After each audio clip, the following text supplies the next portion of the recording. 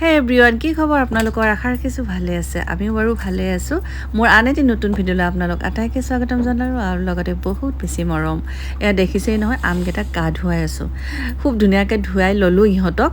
তাৰপিছত এয়া কাটিম বুলি লৈছোঁ। এই আমকেইটা পিছে মোৰ খুবেই মৰমৰ এইকাৰণেই কৈছোঁ।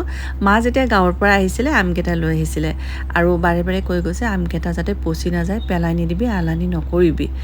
আৰু মায়ে এনেকৈ কোৱাৰ অৰ্থটো হৈছে আমকেইটা অকণমান টেঙা আছিলে আৰু টেঙা বস্তু মই নাখাওঁ বুলি মায়ে জানে। লগতে বেটাও টেঙা খাব নোৱাৰে আৰু অকণমান বাৰু টেঙা খাই ভাল পায়। কিন্তু আমবোৰতো গৰমৰ দিনত সোনকালে গেলি পচি যায় ন, বেছি দিন নাথাকে। আৰু তিনিটা আম তেওঁতো অকলে খাব নোৱাৰে টেঙা আম। সেইকাৰণে ভাবিলোঁ আমকেইটাৰ মিঠা জেলি বনোৱা যাওক। জেলি বনোৱাটো একেবাৰে সহজ কথা আৰু সকলোৱে জানে। আজিকালি ইউটিউবৰ জামানা, সকলো ইউটিউবত চাই হ'লেও শিকি লওঁ ইচ্ছা থাকিলে। আৰু ময়ো তেনেকৈয়ে শিকিছোঁ বাৰু। মই পিছে বিশেষ কোনো ৰান্ধনি নহয় বা পাকঘৰৰ ইমান উস্তাদো নহয়। যিখিনি জানো আপোনালোকৰ লগত শ্বেয়াৰ কৰোঁ আৰু আপোনালোকে তেনেকেই মৰম দিলে খুব ভাল লাগে।